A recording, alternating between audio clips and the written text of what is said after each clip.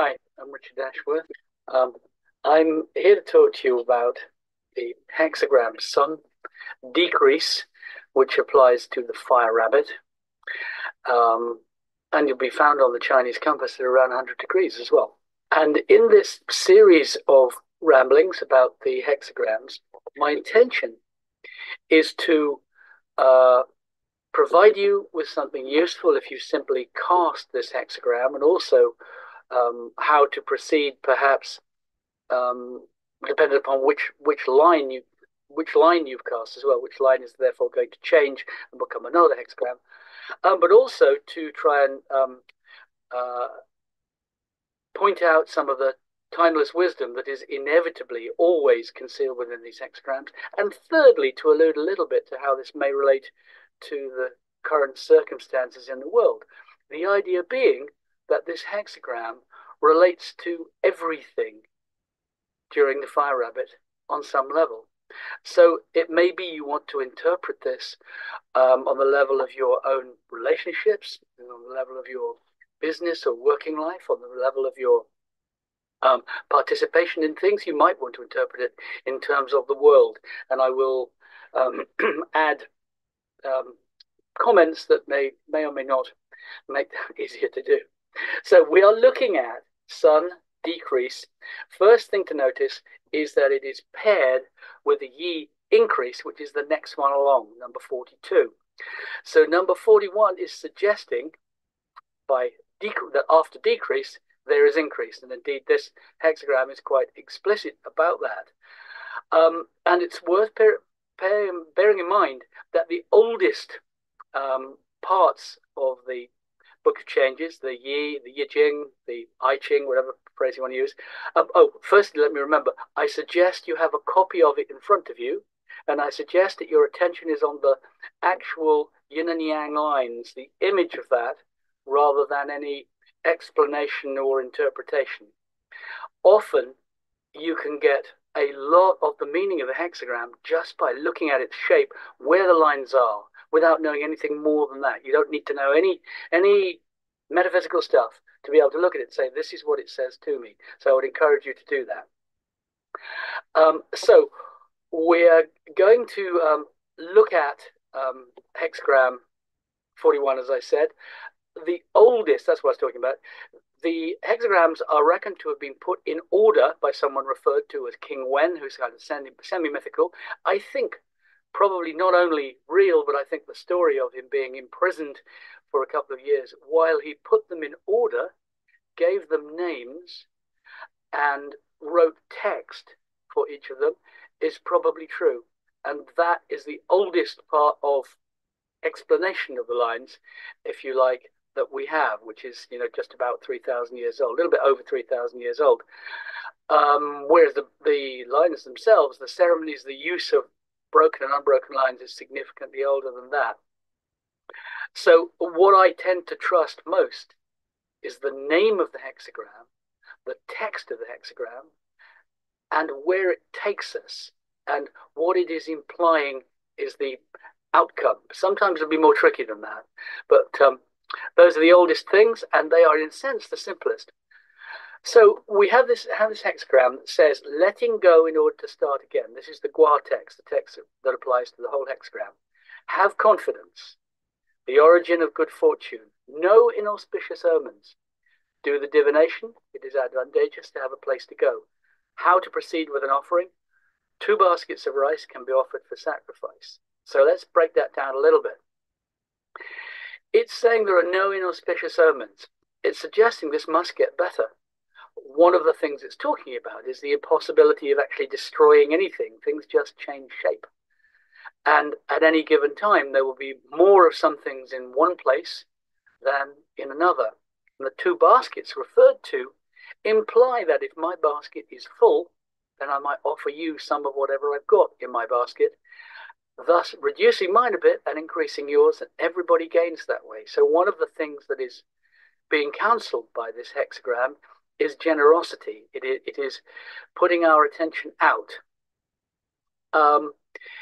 There is this word sacrifice, which needs to be approached very carefully. The actual image of the ideographs is of a hand and a jug pouring something in what might be called a sacrificial ritual. Now, sacrifice, the words mean make holy, but sacrifice can mean a genuine, responsible thing where we give something away. It can mean something that is more kind of passive aggressive, that is about actually pointing a finger, about, emphasizing the difficulties in our life to make someone else feel guilty. So real sacrifice is not like that. It is offering something in order for everybody to move on. This hexagram also perhaps offers us the key to miracles, because what it's saying is, if you want to know how to get from decrease to increase, perhaps look at how you got to decrease. And one of its implications, which we can see actually in the characters of the trigrams, mountain, youngest son, over daughter, youngest daughter, over lake, youngest daughter, is what we're seeing is perhaps being in business or entering something for the wrong reasons. And perhaps if you have cast this hexagram, perhaps you need to consider what your motives are. And I said there is in here the anatomy of miracles, and here it is. It would probably sound ludicrously simple. Know what's so and know what you want. Now you might go, well, that's really easy. Well, maybe. Knowing what is so may be a question of some deep examination. It may be a question of deep emotional truth and expression. It may be quite a thing to get hold of exactly what is going on with you. Similarly, knowing what you actually want may not be that straightforward. Sometimes people ask me whether people always get what they want from my feng shui or my Bazi work, and I would tend to answer, well, yeah, broadly, yes, but they're not always telling the truth about what it was in the first place. So there are those things about it, and it says advantageous to have a place to go, which means you need to be aiming somewhere. So the likelihood is if you've thrown this hexagram, you're dealing with a downturn or setback of some sort. And the point of Sun is to be aware of how we got here and what the appropriate response might be. Nothing's ever truly lost, and recovery may indeed be a question of balance and maybe a question of generosity. And technically, when we have a yang line at the first, at the bottom, and a yin line at the fourth one up, they are able to cooperate. And the structure of this hexagram, 3 yins, 3 yangs, is suggesting there are places where qualities, abilities, possessions complement each other and should be joined together. So the first line is technically supposed to be helping whoever is at the 4th line, someone perhaps higher up the food chain. But the message is, get out from up yourself. Introspection will only get you a certain distance. So if you've taken a wrong turn, what was it and under what category? The nuclear hexagram, which is constructed by going into the shape of the actual hexagram itself, is reckoned to be the origin, the source, how this happened. In this case, the nuclear is fu, the return, which suggests going back to something. So it may be that the mistake you have made, if indeed there's such a thing as a mistake, has been to reverse. It may be that you have dealt with shortage by cutting back, which is usually a mistake. It may be that you are a glutton for punishment and you won't learn a lesson. But the payload of this gua is the matter of the 2 baskets. The principle invoked is that when one basket empties, another fills. Nothing is lost. You can't destroy energy. The moral is to balance them up. The lower lines give and the upper lines receive, which may of itself be a problem. Those with excess need to locate and assist those in need. Which brings us to the first line and the text of the first line, which is again younger, and I will go over it quite quickly. This line is correct and not central. It's a strong line, where there should be a not such a strong line. It is perhaps a warning against burnout. His own affairs completed, he quickly sets out, no blame, reflect upon the decrease, know how you got here. And as I say, if you've thrown this, you are probably facing some kind of a downturn. And what's needed is to examine how you got there.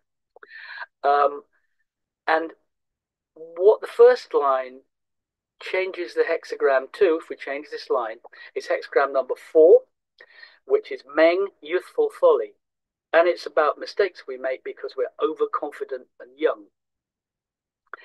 Imagine the foolishness of trying to move a mountain over water. The biggest mountain can be lost in the most shallow sea. And, you know, apart from the kind of haulage and hydraulics involved in that attempt, it's a very powerful image of having bitten off more than we can chew. And whether we're talking about your situation or the global situation, something to do with business, romance, war, peace, politics, someone has bitten off more than they can chew. They've taken off on a task that they cannot complete. And what we need to do is to identify that and see if we can take it into a different direction. This is about willfulness. It's about motivations of pride. Whatever the world situation is at the moment that you're listening to me, those are likely to be the dynamics. The next line, also a yang line, because lake is yang, yang, yin. Good to be firm, attack is unfortunate, without decrease there is increase. It's talking about conserving energy. It's about how exhaustion will make you useless. The wrong sort of sacrifice will not be helpful. It is yang in a yin place, therefore incorrect, but it's central, and the way that it's set up, line 2, is said to resonate with line 5. So the place to put your attention is some way above you in the food chain. In fact, the 5th line is the ruler. It suggests that the rulers are in trouble. And again, whether we're talking about the boardroom, the bedroom, or some place of conflict, the leaders have bitten off more than they can chew. They know that great pressure is coming. How do we know great pressure is coming? Because this changes to hexagram number 27, Yi, the corners of the mouth. In the order in which King Wen placed the hexagrams, the next one, number 28, is called the ridgepole, and it is about unbearable pressure. Something has to give. So what this hexagram change, what his line change is saying, is that unbearable pressure, something that must give, is coming up. So if you've cast this yourself, that is a little bit down the line, technically about the beginning of the 2nd week in the month of the fire rabbit. But there is unbearable pressure coming, and what Yi counsels is being aware of the mouth. 2 things about the mouth: what it says that nourishes and is of use, and what it receives that nourishes. It is perhaps about shortages of food, about deliveries of food. Those are things I'm tempted to suggest, given that the situation in the world is very much about the baskets of the empty baskets filling the full baskets, giving the baskets that don't need any more rice or whatever all that they've got. I'm tempted to suggest that. But you know that great pressure is coming. You can make it better or worse depending on your priorities. So watch your tongue and monitor your consumption. Again, avoid self-harm.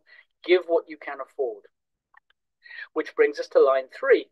If 3 people travel together, then 1 person will be lost. But if one travels alone, he will find his friend. Well, it's saying that 3 is a crowd, among other things. But it's talking about pairing up.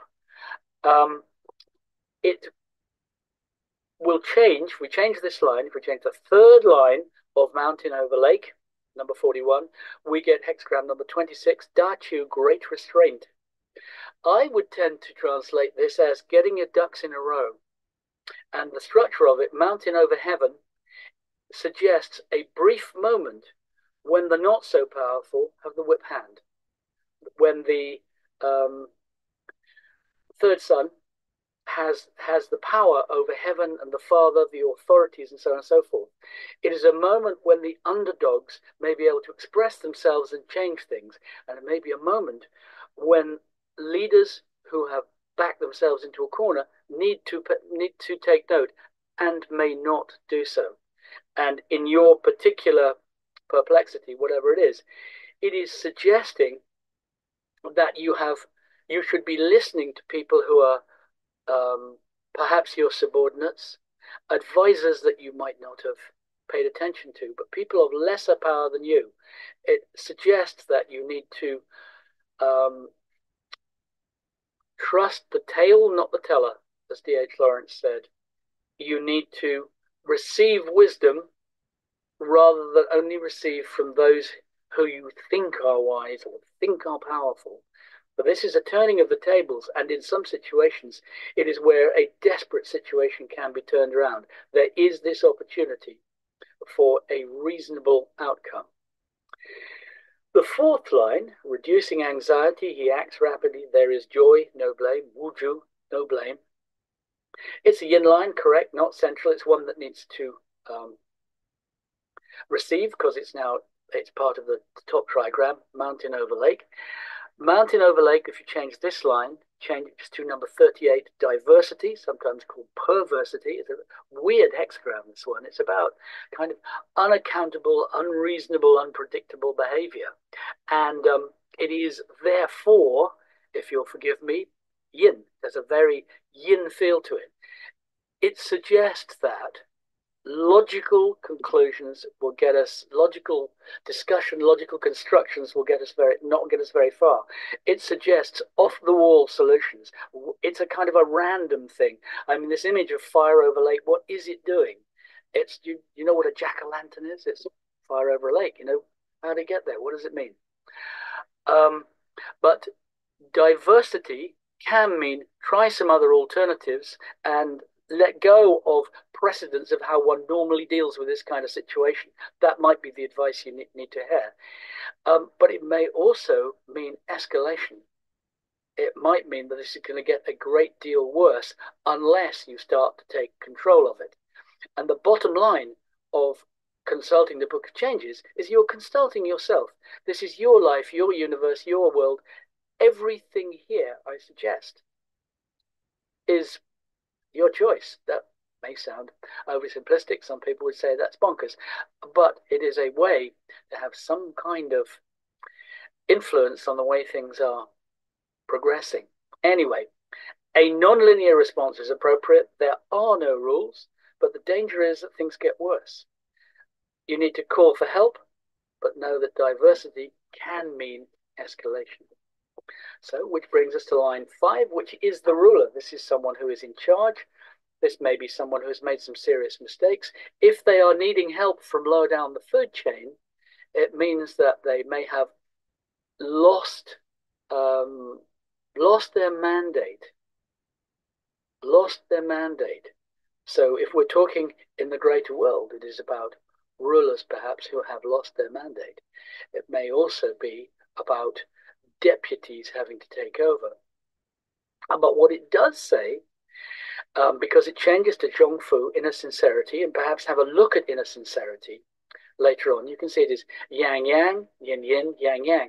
It has just the two yin lines in the middle, like a soft center. And it's often translated as inner sincerity. Now, there are those who would say that the road to heaven, the road to hell, is paved with good intentions. I think that's nonsense. I don't think those are the paving stones on the way to hell. I think good intentions, genuine intentions, true intentions, intentions that are substantive are everything that matters. And what we have here is a counsel against cynicism and a counsel to trust. And it talks about the 10 pairs of tortoises, doesn't it? Someone augments him, 10 pairs of tortoises cannot reject the source of good fortune. It's saying that any amount of divination is less powerful than a good heart. And we need to be able to trust that when it is in front of us. A teacher of mine said that to be 100% open is very, very powerful, infinitely powerful. To be 99% open is very, very dangerous. But this is about being 100% open, being entirely sincere, because we have this situation escalating, whether it's, again, in your personal life or whether it's in the broader world. And what the Yi is saying fundamentally, I think, is to trust. And that's not trusting in anything necessarily, not trusting in yourself or trusting in a creed or a belief or a political system. It is a question of trust. And that doesn't mean not taking action. So it's the intention of the counselor, is it? The converse is that there's a risk of dishonest actors and those who conceal their true intentions. The true ruler, which is this line, can tell one from the other. And the tortoise is the gift that cannot be refused, but you have to know when to. This is not a question of votes. It's a question of what's right and what's wrong. Identify your own rebellious impulses is another thing you might take from this. So finally, the sixth line, which is usually about being beyond society and conflict. I mean, it's in a sense, it's beyond carnation, but it's spiritual and those kinds of things. But it often sums up the whole of the hexagram. In this case, it says, without decrease, increase. So suggesting you can avoid decrease if you remember to be generous, if you remember that introspection will only take you so far, if you remember that the pain you are feeling about whatever this setback is will be reflected in other people, and the most useful thing you can do is to minister to those. And particularly in this year of the wood dragon, that will be true, because the dragon, and I speak as a dragon, is the most likely to try and sort their problems by introspection, disappearing into a cave and sulking. It doesn't work. It's about teaching and healing. So without decrease, increase, no blame, would you? Firmness brings good fortune. Advantageous to have a place to go. You need to be directed. You know, if you have when you buy a ticket to go somewhere, it tells you where you're going. It doesn't say ticket; it says ticket to. Obtains ministers but no private home. This is maybe something specifically about being exposed, being out in the public, being uncomfortable about being witnessed. It's firm, not central. It's a yang line, not central. Central would speak of moderation. This doesn't. This speaks of being beyond all that. It's the end of decrease. It's self-sufficient, you might say. And the 6 line's benefit is not at anybody's expense, even though technically it is fed. It is a yin line, a yang line that is fed by the yin line at the 3rd. It is at nobody's expense. There is something here that says that the whole is greater than the sum of the parts, that if you and I join, we do something much more substantial than if you or I do something on our own. It changes to number 19, which is Lin, sometimes called approaching, sometimes called arriving, which is kind of different things. And the interesting thing perhaps about Lin is that it is a tidal hexagram, meaning that it appears around this time of year every year, following a slightly different model. But it suggests this is happening now. It's a suggestion of immediacy, a suggestion of urgency.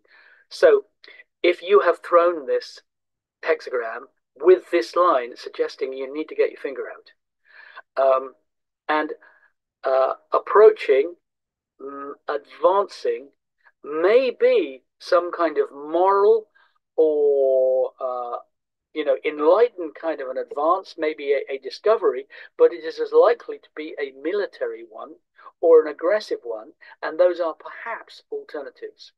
One possibility is we've got to a point where something is learned and people stop hurting each other for no good reason at all, especially if they are motivated by pride or ideology or dogma, and get out of the way for the benefit of everybody else.